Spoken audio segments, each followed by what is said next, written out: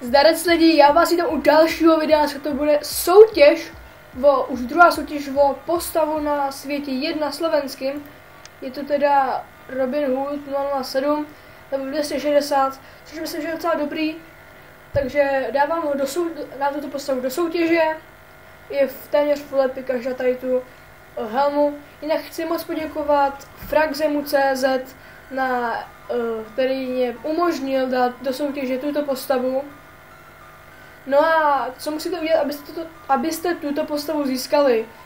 Jednoduchý. Za prvý dát like, za druhý dát odběr a za třetí napsat do komentářů, proč byste zrovna vy měli vyhrát tuhle postavu. Takže znova, za prvý like, za druhý odběr a za třetí důvod, proč zrovna vy byste ji měli vyhrát. Tak to jsou 3 základní kroky, žádný nejsou.